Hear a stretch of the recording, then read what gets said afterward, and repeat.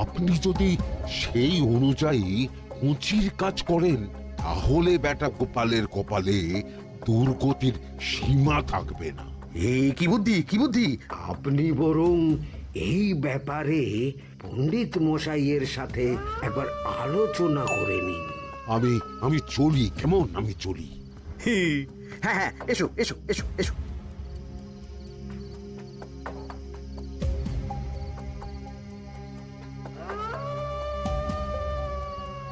আরে ওই তো আমার বাঁ হাত ঘটা আসছে। বেটাকে দিয়ে একটা কাজ করাতে হবে। এ কি মন্ত্রী মশাই, আপনি এখানে দাঁড়িয়ে কি করছেন? এই একটা গুরুত্বপূর্ণ ব্যাপারে কথা বলছিলাম। একটা একটা কাজ করতে পারবি? কি কাজ করতে হবে বলুন মন্ত্রী মশাই। আমাকে একটু ঠান্ডা জল, পাতিলেবু আর পুদিনার পাতা দিয়ে শরবত বানিয়ে খাওয়াতে পারবি? সেসব আমার ঘরে ব্যবস্থা করাই আছে। চলুন চলুন, আমার সাথে চলুন। হ্যাঁ হ্যাঁ, চল চল চল চল চল।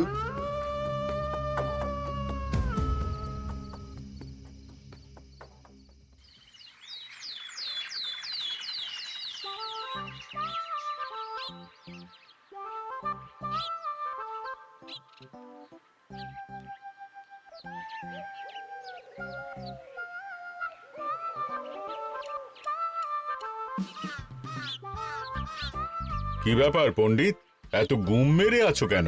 সকাল সকাল গিন্নি খুব বকেছেন মনে হচ্ছে। গিন্নির বাক্য সুধায় কান ভরে গেছে, আর কিছুই কানে ঢুকছে না। আরে দাঁড়াও দাঁড়াও পণ্ডিত, দাঁড়াও জ্যোতিষী।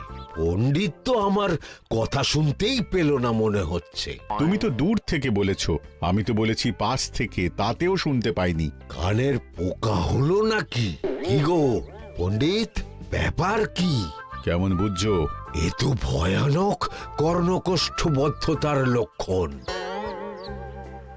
তুমি কচু বুঝেছো? আমার হয়েছে কর্ণগোপাল, তোমাদেরও হতো, কিন্তু তোমাদের দোকান কাটা বলে হয়নি। তুমি আমাদের অপমান করছো। তোমাদের অপমান বোধ থাকলে কোনো শব্দই কানে ঢুকতো না, শুধু একটাই শব্দ কানে বাজতো, গোপাল গোপাল গোপাল। এবারে রাজসভায় কিভাবে হেনস্থা হতে হলো মনে নেই?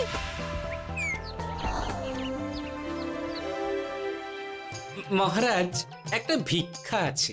ভিক্ষার জন্য কৃষ্ণনগরের রাস্তাই সবচেয়ে উপযুক্ত জায়গা গোপাল, তুমি বরং সেখানেই যাও। মন্ত্রী মন্ত্রী মশাই ঠিকই বলেছেন মহারাজ।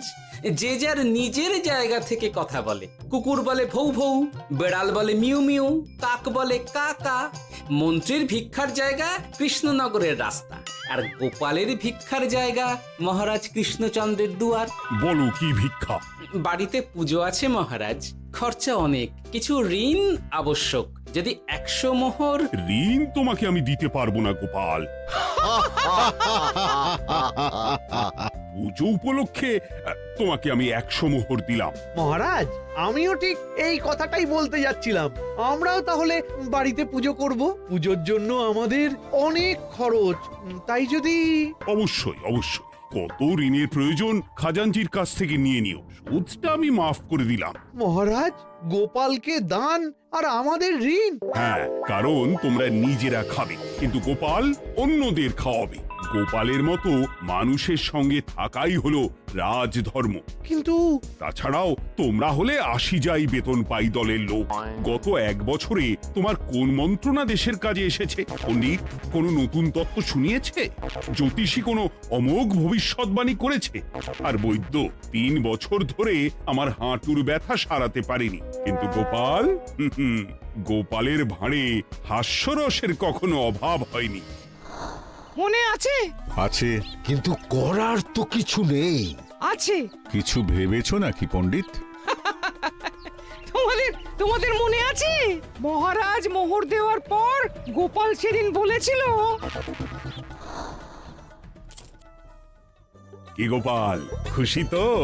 মহারাজ, আপনি আমাকে 1 মুঠো ধুলো দিলেও আমি খুশি। সেই ধুলো মুঠোই আমি সোনা মুঠো করে ফেলবো। মনে নেই আবার? একটু ঝেড়ে কাশো তো দেখি পণ্ডিত, কি ভেবেছো? যা হবে দেখতেই পাবে।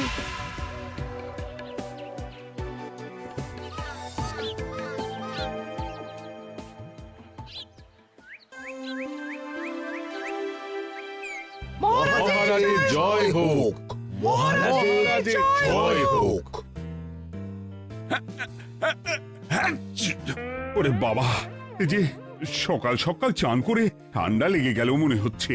মহারাজ, ওই কবি গান উপলক্ষে গত মাসটা আমি কৃষ্ণনগরের কোণে কোণে ঘুরে বেরিয়েছি। প্রজাদের মধ্যে একটা অসন্তোষ আমি লক্ষ্য করেছি মহারাজ। অসন্তোষ? আমি তো জানতাম আমার শাসনে প্রজারা সুখে আছে। সুখে তারা ভাসছে মহারাজ, কিন্তু একটাই অসুখ, তারা মহারাজের দর্শন পায় না। তারা মহারাজের পদধূলির জন্য আকুল হয়ে আছে, মহারাজের দর্শন পাওয়ার জন্য চাতকের মতো অপেক্ষা করছে। চিত্রকরকে দিয়ে চিত্র অঙ্কন করিয়ে বিলি করে দিলেই হলো।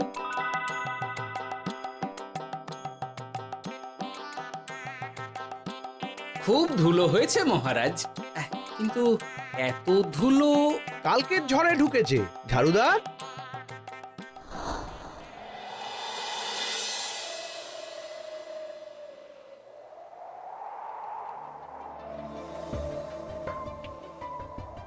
এই সুযোগ, রাজসভা ফাঁকা, এমন ঝড় যে পেয়াদারাও বাইরে নেই। কাজটা সেরে ফেল, বুঝলি? কিরে, কাজটা কর।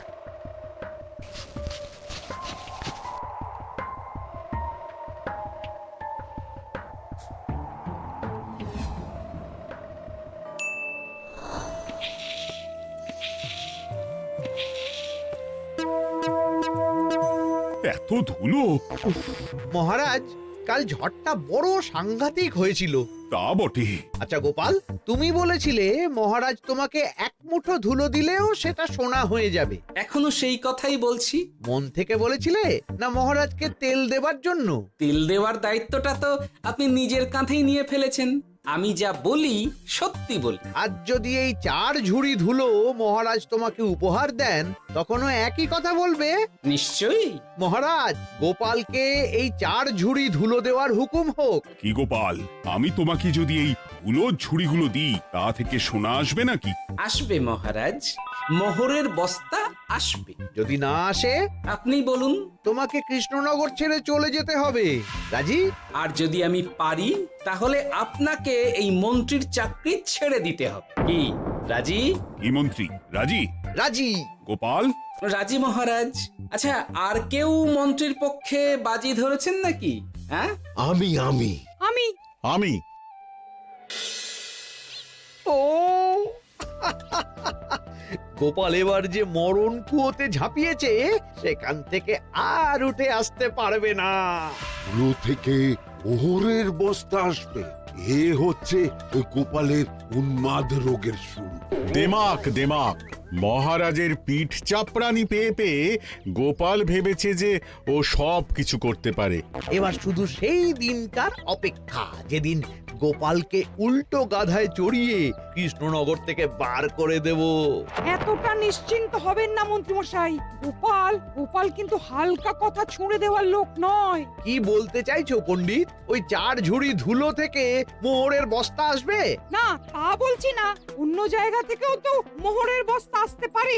তার সঙ্গে ধুলো মিলিয়ে দিলেই কেল্লা ফতে। গোপালের নিশ্চয়ই কোনো পরিকল্পনা আছে। গোপালের সব পরিকল্পনার গোড়া মেরে রেখে দিয়েছি পণ্ডিত। ঘটা আছে গোপালের পেছনে, আর ঘটা আছে গোপালের বাড়ির পাহারা। লুকিয়ে কিচ্ছু করতে পারবে না। আরে ওই তো বটা আসছে। বেল্লিক, উল্লুক, তোকে আমি জল বিছুটি দেওয়াবো। গোপালকে ছেড়ে চলে এসেছিস কেন? ছেড়ে আসবো কেন মন্ত্রী মশাই? গোপালকে ওর বাড়ির সামনে ছেড়ে এসেছি। ওখানে তো ঘটা আছে। ও বড্ড ঘুরিয়েছে বেটা। কোথায় কোথায় গিয়েছিল গোপাল? 4 ঝুড়ি ধুলো নিয়ে বেটা বাড়ির উল্টো দিকে হাঁটা দিল। চললাম পিছু পিছু। যাচ্ছিল কোন দিকে? নদীর দিকে। কিন্তু গোপাল দাঁড়ালো যদুর বাড়ির সামনে। এই যদু হলো সেই লোক যে লোকজনের বাড়িঘর কেনা বেচা করে আর লোক ঠকায়। আগে রাজধানীতে থাকতো। বেটা রাজধানী থেকে এই কৃষ্ণনগরে পালিয়ে এসেছে, এখানেও লোক ঠকাচ্ছে। কিন্তু বেটা এত চালাক যে কিছুতেই ধরা যাচ্ছে না। এইরকম লোককে ধরাচ্ছে হাতে রাখা ভালো নয় কি মন্ত্রীমশাই? সে তো জানি, কিন্তু ওর ওপর মহারাজের কড়া নজর আছে। এখন ওর সঙ্গে সম্পর্ক রাখা খুব ঝুঁকি। যাই হোক, তারপর? হ্যাঁ, তারপর যদু, যদু রে, গোপাল খুড়ো, আরে তুমি এখানে কি করছো? দেখতেই তো পাচ্ছিস ধুলো, তবে যে সে ধুলো নয়, মহারাজ কৃষ্ণচন্দ্রের পদধূলি। শুনিসনি বোধহয় এখন কৃষ্ণনগরে সবচেয়ে বেশি চাহিদা মহারাজের পদরেণু। আচ্ছা, মহারাজের পদরেণু নিয়ে যাচ্ছ কোথায়? এই ছোট ছোট পুলিন্দায় ভরে কৃষ্ণনগরের প্রত্যন্ত জায়গায় যেখানে প্রজারা মহারাজের সাক্ষাৎ পায় না সেখানে বিক্রি করব। তোমার কি মাথা খারাপ? পায়ের ধুলো বিক্রি হবে? ওরে, গতবারে মাত্র 1 ঝুড়ি ধুলো 1000 মোহরে বিক্রি করেছিলাম, এবারে 4 ঝুড়ি। শোনো, তুমি আবার ঘুরে ঘুরে বিক্রি করবে কেন? তোমাকে আমি বরং 10 মোহর দিয়ে দিচ্ছি, তুমি আমাকে এগুলো দিয়ে দাও, আর বিক্রি করে যা হবে তোমাকে এই 40 ভাগ দিয়ে দেবো। ওই 10 মোহরে বদমাস দুদুকে ধুলো বেচে গোপাল বাড়ির দিকে চললো। বাড়ির সামনে অব্দি পেছনে পেছনে গিয়ে তারপরে এই আপনাদের কাছে আসছি। বলিস কি রে, ধুলো বেচে 10 মোহর? ও মন্ত্রী মশাই, গোপাল তো একেবারে নাড়ি ধরে টান মেরেছে। গেল রাজসভায় এমন সুখের চাকরিটি গেল, এবার আবার রাস্তার ধারে গিয়েই বসতে হবে। এবার নবাবের দরবারে জায়গা আছে কিনা খোঁজ করি গিয়ে।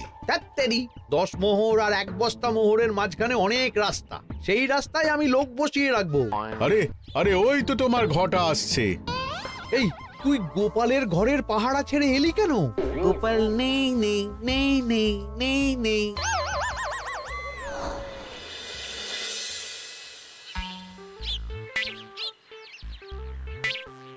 আরে, ভয় পেলি নাকি? না না না না না, ভয় পাবো কেন? শোন, তোকে পেয়ে আমার খুব ভালো হলো বুঝলি। তোকে আমার একটা কাজ করতে হবে। বলো বলো। আসলে বুঝলি, আমার না গিন্নিকে নিয়ে তার বাপের বাড়ি যাওয়ার কথা ছিল, কিন্তু হঠাৎ বিশেষ কাজে আমাকে খামবাজে চলে যেতে হচ্ছে। এখন আমি গিয়ে গিন্নিকে বললে বুঝতেই পারছিস কুরুক্ষেত্র হয়ে যাবে একেবারে। তাই আমি কাউকে খুঁজছিলাম যে আমার বাইরে যাওয়ার খবরটা আমার গিন্নিকে গিয়ে দেবে।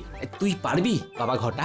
ওরে বাবা, আরে আরে আরে, ভয় পাস না, তোকে গিয়ে মুখে কিছু বলতে হবে না। এই নে, এই চিঠিটা আমার বউকে দিবি।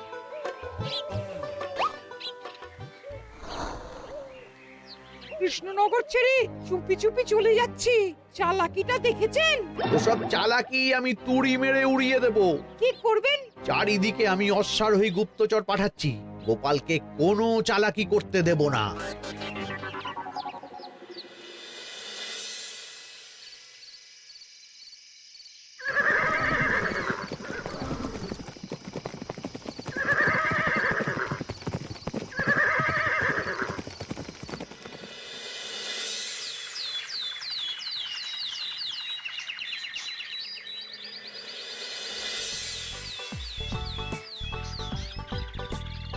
অং বং পিং পং।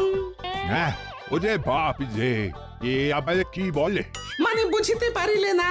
অং বং পিং পং অর্থাৎ আইসো আমার নিকট বিদেশি জাদু শরবত আছে, ইহাতে তৃষ্ণা নিবারিত হয়, শক্তি বৃদ্ধি হয়, ঘুম ভালো হয়, সম্পর্কের উন্নতি হয়, জামা কাপড় ফর্সা হয়, তু শব্দ না করে সকাল সকাল কষ্ট পরিষ্কার হয়, মূল্য মাত্র 1 মোহর। বোঝো, ওইটুকু অং বঙ্গের মধ্যে এত কিছু? ঠিক আছে, তা দাও দেখি, আপাতত টেস্টটা তো মিটু, বাকিগুলো পরে বোঝা যাবে।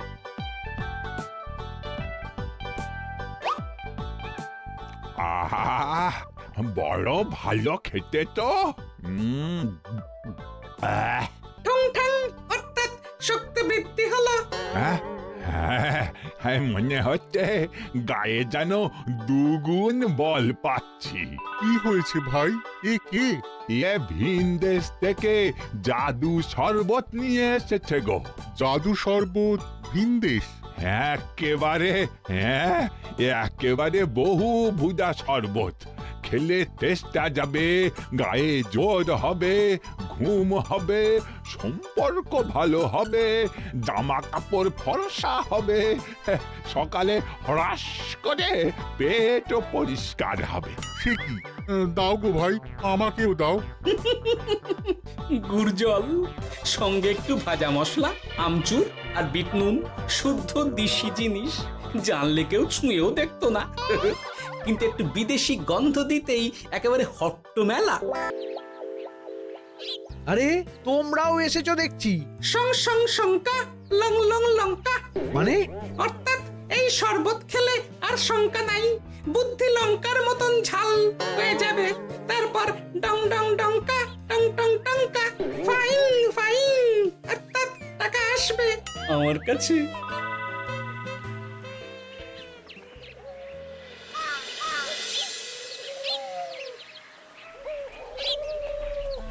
ঝপ ঝপ ছপাং, ভট ভট ফটাং, অর্থাৎ উহাকে দৌড়িয়েছ কেন?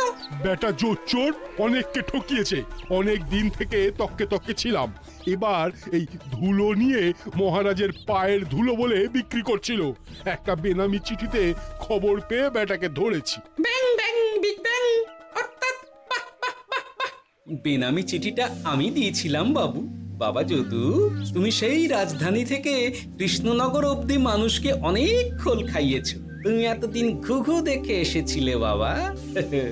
এবার গোপাল নামক ফাঁদটা দেখলে। কতবার বলবো এইসব ধুলো আমি গোপালের কাছ থেকে কিনেছি। যা বলার ওই বিচারের সময় মহারাজকে বলবি। চল চল চল চল চল।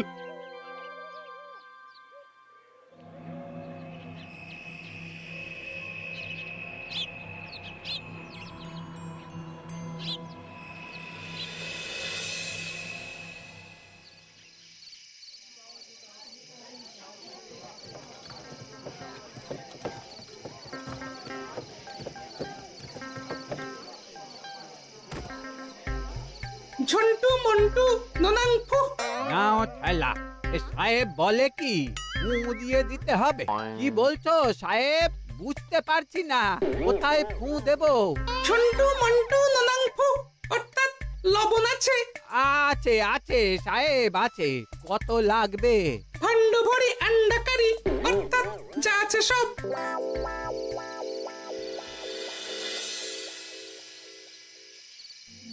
ব্যাস, মোটামুটি আশেপাশে সব দোকানের নুন এখন আমার জিম্মায়। এবার আসল মজা শুরু হবে।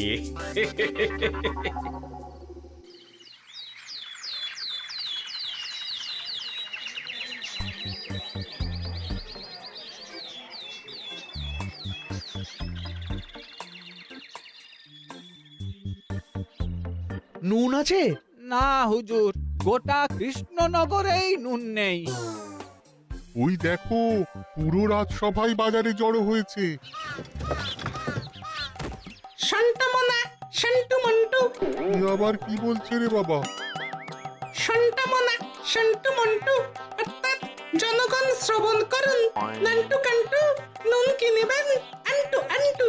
আসুন আসুন। আমার আমার এক সের নুন লাগবে। সেন্টু, অবশ্যই 1 সের লবণ 10 মোহর। 1 সের 10 মোহর? 10 মোহর লইবেন না লইবেন না? না, নেব না। উত্তম উত্তম, গান্ডা পিণ্ডে টিসুম টিসুম, অর্থাৎ তাহা হইলে নুনের বদলে গৃহিণীর প্রহার ভক্ষণ করুন। আমাকে এক সের নুন দিন। আমাকেও আমাকেও। নুন ছাড়া বাড়ি ফিরলে গিন্নি ঘর ছাড়া করবে আমাকে। শুনলাম কৃষ্ণনগর থেকে নুন উধাও। আছে মহারাজ, আছে। কৃষ্ণনগরের সব লবণ আমার নিকটে আছে। 1 সের 10 মোহর। এত দাম? দাম তো হবেই মহারাজ। লবণ ছাড়া রান্না কেমন হবে ভাবিয়া দেখুন। ঠিকই বলেছ, রাজপাকশালেও তো রান্না বসেনি। 100 সেরের মতন রাজপ্রাসাদে পাঠিয়ে দাও। 1000 মোহর দিয়ে দাও।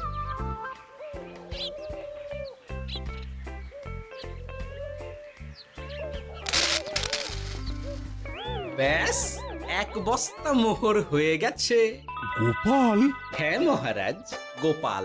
যে 4 ঝুড়ি ধুলো থেকে 1 বস্তা মোহর রোজগার করেছে। ইয়া বাত! চলো রাজসভায়, পুরো গল্পটা শুনতে হবে। সকলেই এসো তাহলে রাজসভায়। কিন্তু মহারাজ, যারা বাজি হারলো তাদের তো চাকরি গেছে, তো তারা রাজসভায় যাবে কি করে? ঠিক ঠিক ঠিক বলেছ। আর যারা বাজি হারলো তারা বাদ, বাকিরা চল। এই সেরেছে, গোপাল তো আবার বাজি মেরে দিল। ও মহারাজ, আমাদের দেখুন। ও মহারাজ, আমাদের দেখুন। ও মহারাজ।